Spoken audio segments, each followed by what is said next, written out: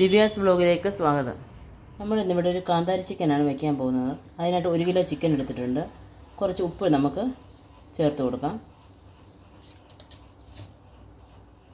കുറച്ച് മഞ്ഞൾപ്പൊടി. ഇത് രണ്ടും കൂടെ നല്ലവണ്ണം ഒന്ന് മാഗ്നേറ്റ് ചെയ്ത് വയ്ക്കാം. ഒരു 20 മിനിറ്റ് ഉപ്പും മഞ്ഞൾപ്പൊടിയും കൂടെ ഒന്ന് പിടിക്കാൻ വേണ്ടി നമുക്ക് വയ്ക്കാം. അല്പം കുരുമുളക് ഇടാം.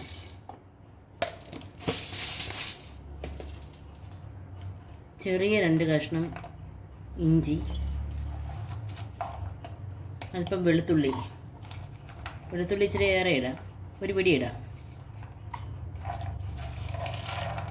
ഞാൻ 1 പിടിയോളം കാന്താരി എടുത്തിട്ടുണ്ട്.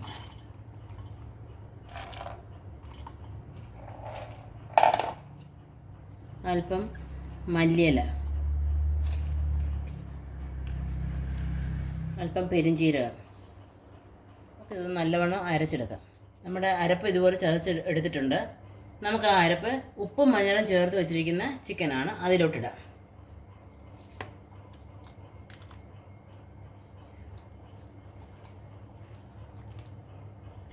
നമുക്ക് ഈ അരപ്പ് ഈ ചിക്കനിൽ നല്ലപോലെ ഒന്ന് പിടിപ്പിച്ച് വയ്ക്കാം.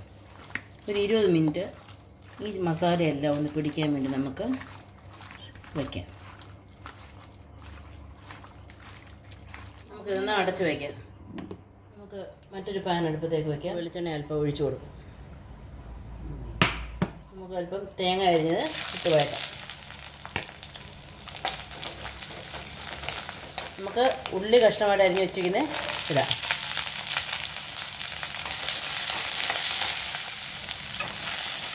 നമുക്ക് അല്പം മഞ്ഞൾപ്പൊടി ചേർക്കാം. കളറിന് മാത്രം മതി. മല്ലിപ്പൊടി 1 സ്പൂണ്. ഒരു നിറത്തിന് മാത്രം ഇച്ചിരി മുളക് പൊടിയും ചേർക്കാം.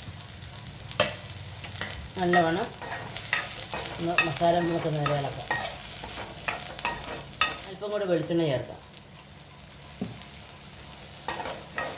നമ്മുടെ മസാലയെല്ലാം മൂത്തിട്ടുണ്ട്. ഉള്ളിയും എല്ലാം മൂത്തു. നമുക്കിതിനെയും ഫ്ലെയിം ഓഫ് ചെയ്തിട്ട് മാറ്റി വയ്ക്കാം.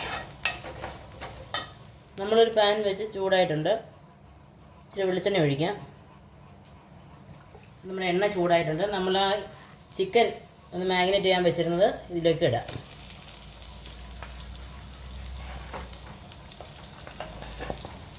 നല്ലപോലെ വെളിച്ചെണ്ണയിലിട്ട് നമുക്ക് വേവിച്ചെടുക്കാം.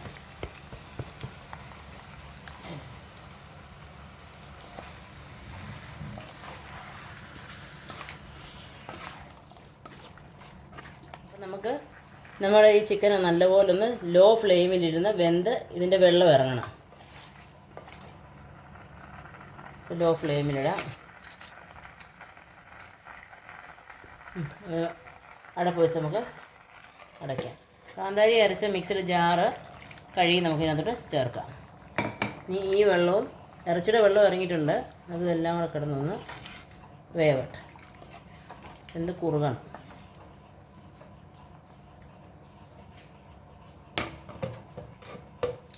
നമ്മുടെ ചിക്കൻ എന്തായാലും നോക്കാം.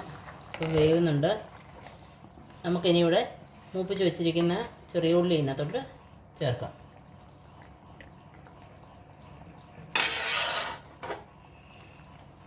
അതേപോലെ കൂടെ കിടന്നൊന്ന് വെന്ത് പിടിക്കട്ടെ.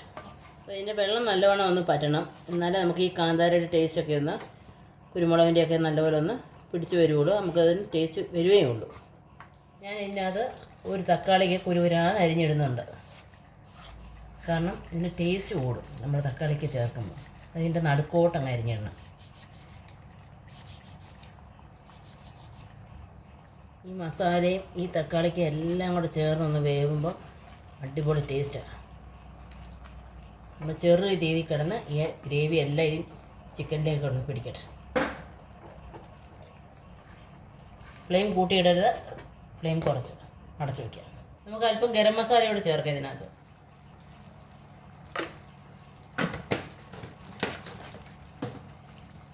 ഒന്ന് ഇളക്കി ചേർക്കാം. നമ്മുടെ തക്കാളിക്ക് വെന്തോന്ന് നോക്കാം. വെന്തോളം ഇറങ്ങിയിട്ടുണ്ട്.